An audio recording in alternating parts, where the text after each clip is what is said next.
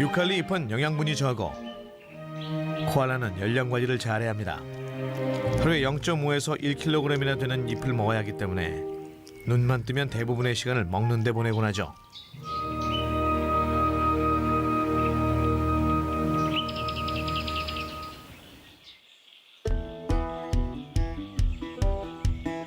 그런데 그게 말처럼 그렇게 쉽지는 않습니다. 호주에는 700종의 유칼립투스가 있지만 코알라는 무척 까다로워서 두세 종의 나뭇잎만 즐겨 먹습니다. 가뭄만 안 든다면 물도 필요 없죠. 이 질긴 잎이 필요한 수분을 보충해 주니까요. 코알라는 어른이 되면 서식지 부근 일정 영역 내에서 각자 몇 그루의 나무를 보금자리로 정합니다. 영역이 겹치더라도 새끼가 없는 녀석들은 남의 나무에 올라가는 법이 없죠. 수컷은 가슴 분비샘에서 흘러나오는 채취를 나무에 문질러 암컷이 알아챌 수 있도록 영역 표시를 해둡니다. 그런 다음 성대를 울리며 근처에 사는 암컷을 유혹하죠. 발성을 통해 자신들만의 유전적 우수성을 널리 알리는 겁니다.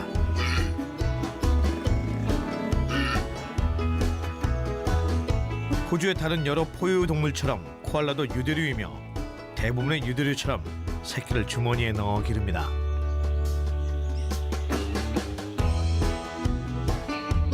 갓 태어난 눈도 못 뜨는 새끼의 길이는 겨우 2cm에 불과하죠. 어미의 주머니 안에서 6, 7개월 동안 젖먹이로 있다가 큰 세상으로 나갈 만큼 커지면 밖으로 모습을 보입니다. 그런 다음 또 몇 달간 엄마 등에 업힌 채 이 동물의 왕국에서 사는 법을 천천히 배워가죠. 하루 20시간이나 자는 것은 어리기 때문에 갖는 특권이 아니라 모든 코알라의 공통된 특징입니다.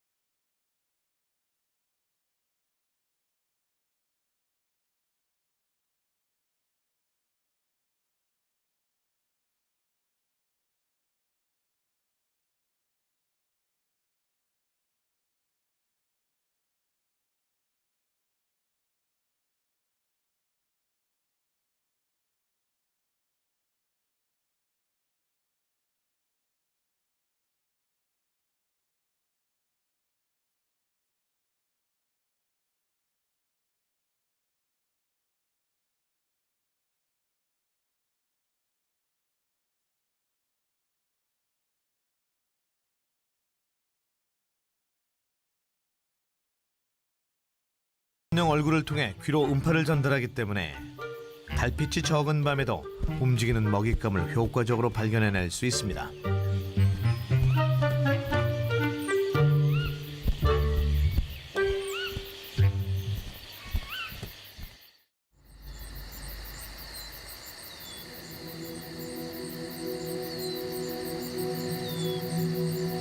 전 세계 216종의 올빼미 대부분은 주로 숲에 서식합니다. 날개 폭이 무려 90cm나 되며 머리에 독특한 깃털이 있는 수리무엉이는 북미 대륙에서 가장 흔히 볼 수 있는 종입니다. 게다가 미국에서 가장 아름다운 데날리 국립공원에 오면 언제든 만날 수 있죠.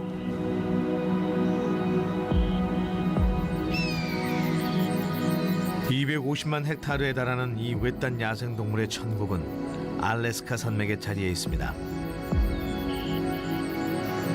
이곳에 오면 가장 먼저 눈에 띄는 게 북아메리카의 최고봉 6,194m짜리 데날리 산입니다. 이 광활한 대자연은 대부분 툰드라 지형입니다. 하지만 좀 더 고도가 낮은 숲에는 엄청난 수의 동물들이 서식하고 있습니다. 비교적 긴 다리로 이 지대를 휘젓고 다니는 녀석들이 있죠.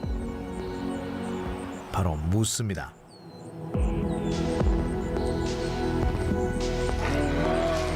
무스는 키가 2m가 넘는 세상에서 가장 큰 사슴이며 데날리의 환경에 완벽하게 적응했습니다.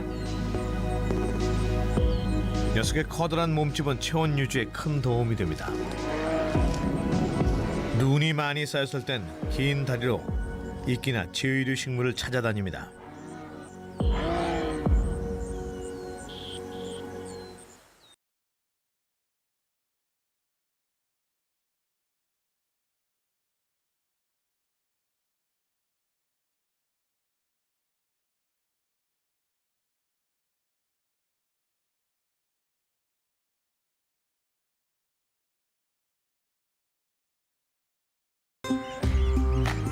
여름이 되면 땅에는 생명이 넘쳐나고 기후와 토질이 좋지 않아 충분히 자라지 못한 나무와 관목을 뜯어먹는 무스를 쉽게 찾아볼 수 있습니다.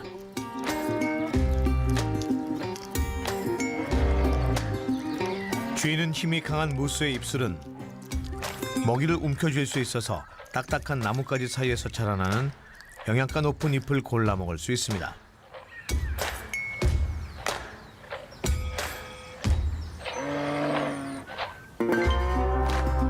다른 사슴들처럼 짝짓기 처리되면 거대한 뿔은 훌륭한 무기가 됩니다. 멋지게 자란 뿔도 짝짓기철 힘 겨루기를 하려면 매년 봄에 새 뿔로 갈아야죠.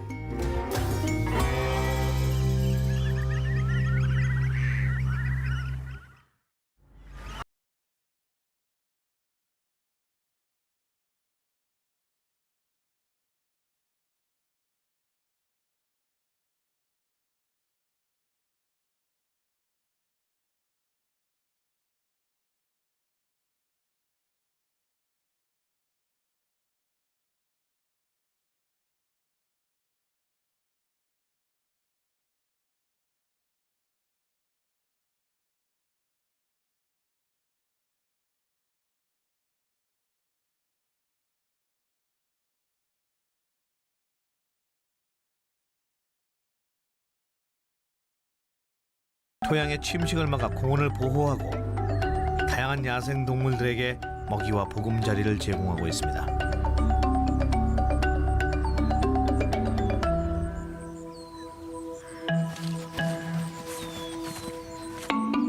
이 노새 사슴들은 위험이 닥치면 숲 깊숙한 곳으로 숨곤 합니다.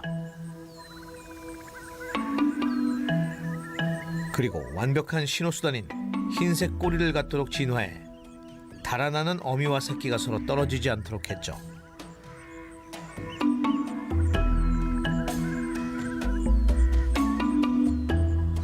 제스퍼에는 와피티 사슴도 살고 있습니다. 사슴의 한 종류인데 무스보다 약간 작긴 해도 야생에서 보게 된다면 무스만큼 인상적이죠. 1,300여 마리가 공원 내에 살고 있어서 쉽게 만날 수 있습니다. 녀석들은 찬바람을 피하기 위해 겨울 내내 깊은 숲속에서 지냅니다.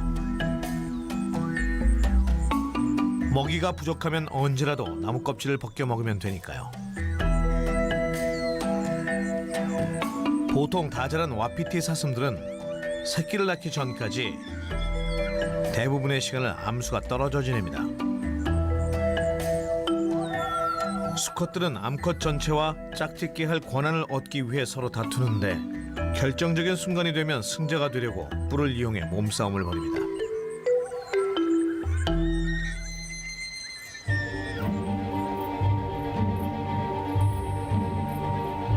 수컷 큰뿔 야생냥도 구부러진 큰 뿔을 무기로 이용합니다. 무게가 14kg이나 나가는 뿔은 큰뿔 야생냥의 모든 뼈 무게의 합보다도 무거울 때가 있습니다. 다른 사슴과 달리 녀석들은 뿔을 갈지 않습니다. 따라서 뿔에 있는 나이트의 개수로 나이와 지위를 알 수 있죠. 순냥들은 짝짓기철에만 암컷을 만나며 평소엔 수컷 무리끼리 지냅니다. 녀석들은 염소처럼 울퉁불퉁한 땅에서도 균형을 잡을 수 있는 갈라진 발굽 덕분에 숲 위쪽 산악 지형에 완벽히 적응했습니다.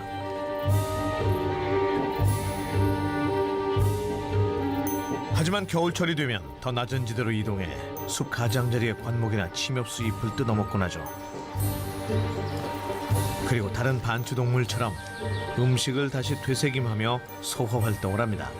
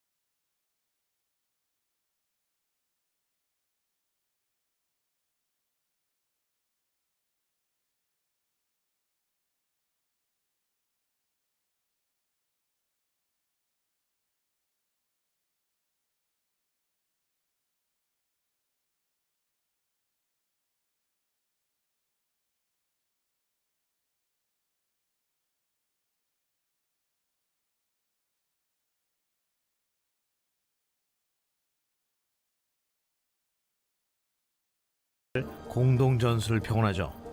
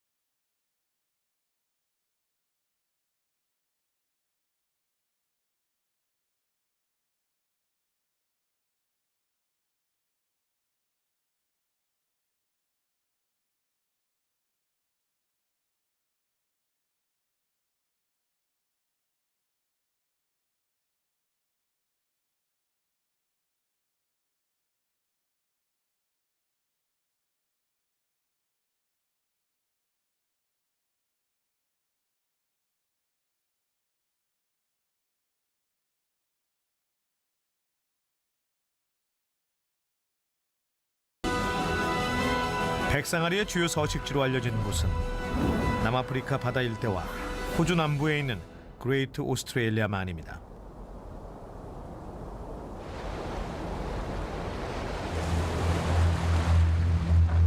남극에서 시작된 해류가 먹이사슬의 기초가 되는 생물과 함께 두 해역으로 흘러들어오죠.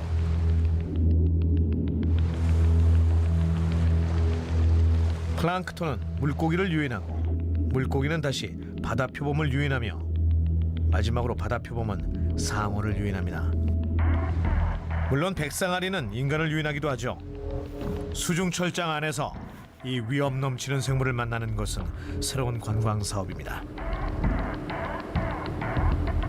바다 표범 번식기에는 상어의 먹잇감이 넘쳐납니다. 무시무시한 외모와 달리 일반적인 상어들은 인간에게 큰 위협이 되지 않습니다. 매년 수백 명이 상어의 습격을 받지만 그중 절반은 백상아리에게 당하는 것이고 대부분의 경우 부상 정도는 치명적이지 않습니다.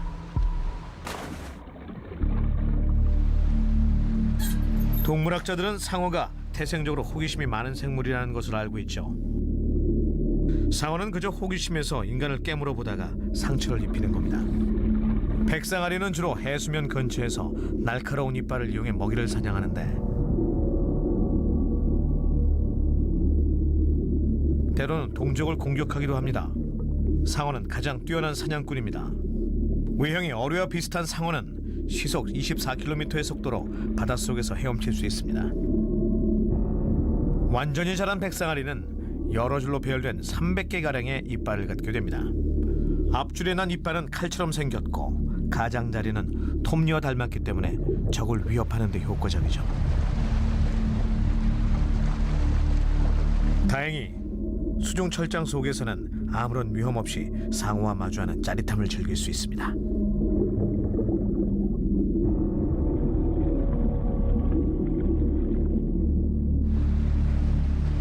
백상아리는 놀랍도록 예민한 후각을 가지고 있습니다. 이들은 5km 떨어진 곳에 피냄새를 맡을 수 있죠.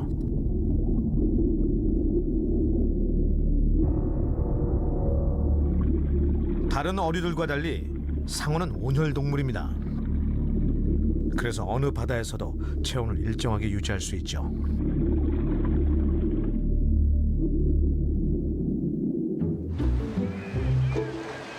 수중 철장 속에서 백상아리와 마주하면 극도의 긴장감이 몰려옵니다. 하지만 과학자들은 이러한 경험을 통해 상어는 물론 상어의 서식지에 대한 이해도를 높일 수 있습니다.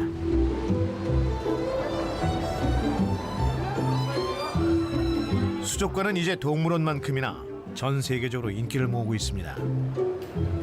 수족관에서는 해양 생물들의 삶을 더 자세히 배울 수 있죠. 이곳에서 길들여진 상어들은 제한적인 환경 속에서 공격성이 감소했습니다.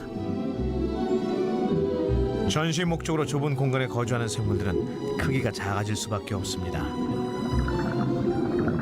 가장 거대한 어류들을 만나고 싶다면 반드시 살아있는 바다로 나가야 하죠.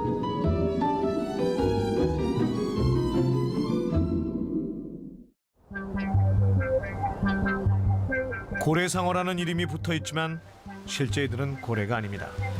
하지만 왜 고래라고 불리는지는 확실히 알 수 있죠. 고래상어는 백상아리보다 20배나 더 큰 초대형 생물입니다. 화석을 통해 추정한 결과 고래상어가 지구에 출현한 것은 2억 5천만 년 전으로 밝혀졌습니다. 이들은 바다에 사는 공룡이나 다름없지만 무서워할 필요는 없습니다. 고래상어는 아주 작은 동물들만 먹이로 삼기 때문이죠. 고래상어를 실제 보면 무한한 경외감을 느낄 수밖에 없습니다. 이들이 가장 많이 서식하는 곳은 웨스턴 오스트레일리아주의 닌갈루 해안입니다. 이 점잖은 바다 생물은 동물성 플랑크톤을 먹을 때 해수면 가까이 올라옵니다. 기본적인 잠수 장비만 갖춘다면 상대적으로 접근하기가 어렵지 않죠. 고래상어는 엄청난 양의 물을 들이마시고 난 뒤 목에 있는 일종의 여과기를 통해서 플랑크톤을 걸러냅니다. 하지만 이빨이 없는 것은 아닙니다. 이빨 개수는 3,000개나 되지만 크기는 6mm에 불과하며 먹이를 먹을 때는 결코 이빨을 사용하지 않습니다. 인류가 고래상어를 발견한 것은 비교적 최근의 일입니다.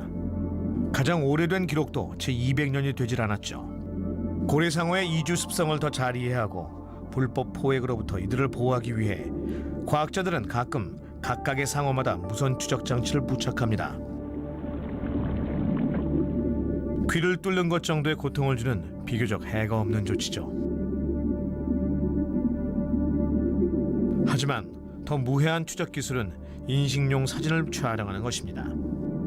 수중 카메라를 갖고 있는 사람이라면 누구나 고래상어의 피부를 찍어서 연구에 기여할 수 있죠. 상어의 피부에 난 점은 사람의 지문처럼 모두 다르기 때문입니다.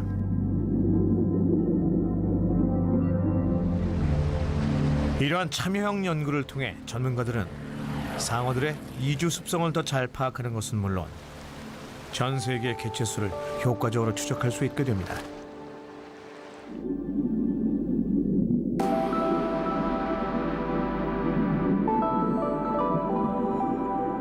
고래상어들은 매년 4월에서 8월 사이에 닌갈루 해안으로 향합니다. 이들은 인간을 전혀 신경 쓰지 않는 것처럼 보이죠. 닌갈루 해안에는 세계에서 가장 긴 산호초지대가 펼쳐져 있습니다. 이곳 바다는 맑고 따뜻한 물로 유명하며 산호초지대에는 놀랄 만큼 다양한 해양 생물종이 살고 있습니다. 닌갈루의 산호초지대는 남쪽 온대 해류와 북쪽 인도양의 열대 해류가 만나는 곳에 형성돼 있습니다. 이곳에는 200여 종의 산호와 500종 이상의 어류가 서식하고 있습니다.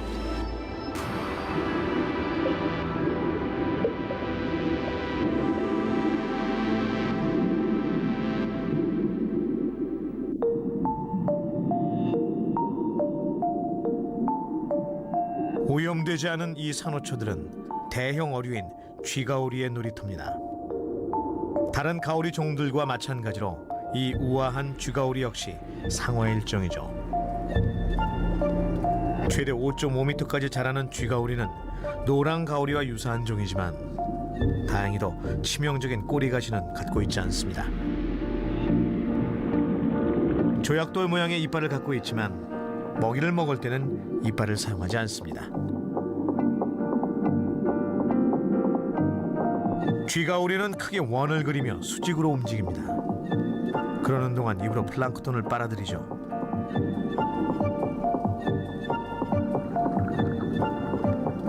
최근까지 해양 생물학자들은 쥐가오리가 오직 플랑크톤만을 먹잇감으로 삼는다고 믿었습니다.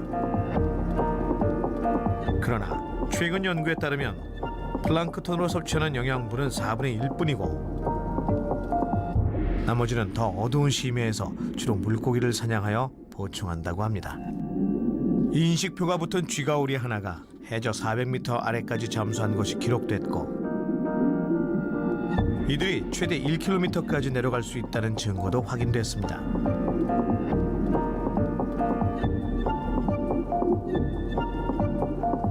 쥐가오리의 입 양옆에 돌출되어 있는 둥근 신체기관은 사실 가슴 지느러미로 먹이를 빨아들이는 데 도움을 줍니다.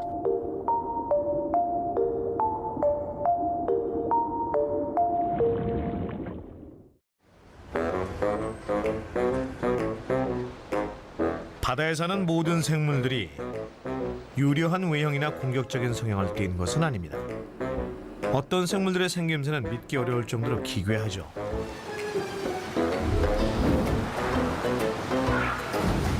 호주 남부의 화이엘라 해안 아래에는 산호초들이 10km 길이로 깔려 있습니다. 주목할 만한 특징이 없어 보이지만 겨울이 되면 이야기가 달라집니다. 왜냐하면 이곳은 세계에서 유일하게 호주 참 갑오징어 무리가 자주 출몰하는 장소이기 때문입니다.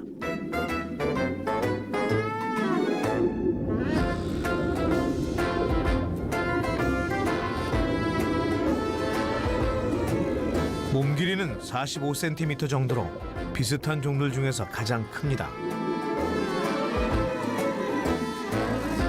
호주 참 갑오징어는 매년 겨울 번식을 위해 이곳을 찾습니다. 산호초가 깔려있는 이곳의 해저 환경이 알을 낳기에 가장 알맞기 때문이죠.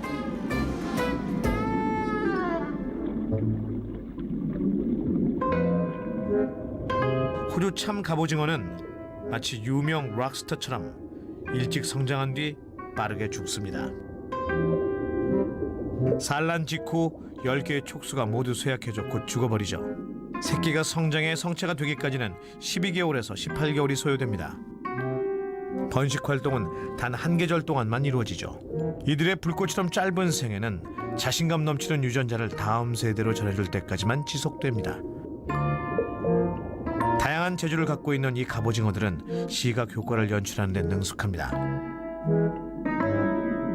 변화무쌍한 방법으로 순식간에 몸통색을 바꿀 수 있습니다. 이러한 기술을 통해서 포식자를 피하거나 경고 신호를 보내기도 합니다. 하지만 짝짓기를 하는 동안에는 생식기를 확장하여 과시하는 데만 이러한 기술을 사용하죠.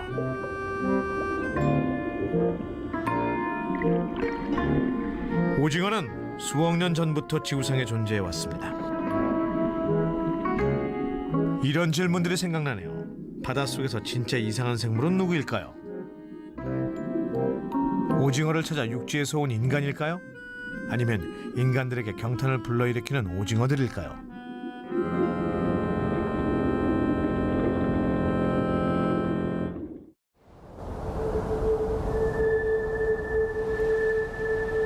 바다에서 볼 수 있는 가장 재미있는 구경거리는 돌고래들이 노는 광경입니다. 특히 돌고래는 세계 어느 바다에서나 서식하고 있죠. 과학자들은 지구상에 43가지 돌고래종이 존재한다고 추정합니다. 이 중 5종은 강에 서식하고 있죠.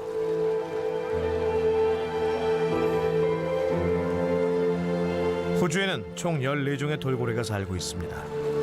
몇몇 돌고래들은 어렵지 않게 만날 수가 있죠.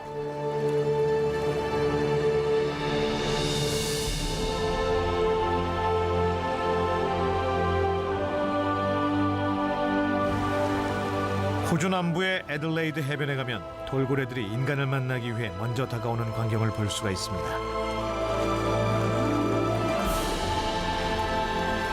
이곳에서 가장 흔한 종은 큰 돌고래입니다. 이 부침성 좋은 돌고래는 다양한 사회적 기술을 사용하죠.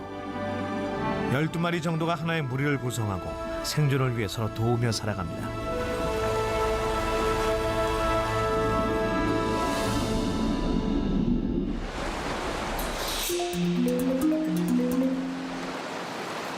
핵심은 의사소통입니다. 돌고래들은 의사소통을 위해 여러 가지 소리를 복잡하게 조합하여 사용하죠.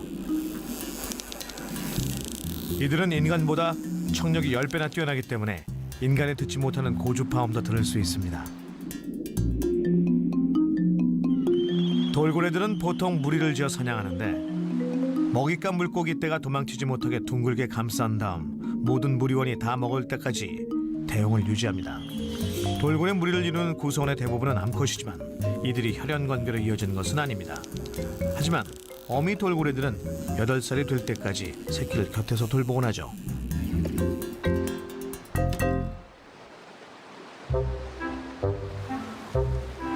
수컷 돌고래는 한 무리에 2-3마리 정도로 이들은 평생 동안 친구로 지냅니다. 수컷은 짝짓기를 할 때만 암컷에게 접근하는데 돌고래는 연중 어느 때라도 짝짓기가 가능하기 때문에 수컷은 암컷에게 자주 다가가곤 합니다. 암컷이 새끼를 낳을 때는 무리 내 다른 암컷들도 출산을 돕습니다. 이후 새끼를 양육하는 동안에도 다른 암컷들이 중요한 역할을 하게 되죠.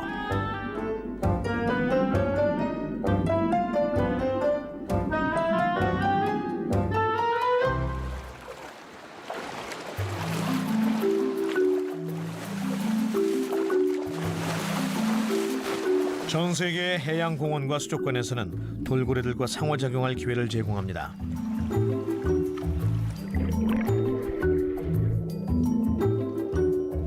돌고래는 인간의 관심을 끌기 위해 흰고래와 같은 다른 해양 동물과 경쟁을 벌이죠.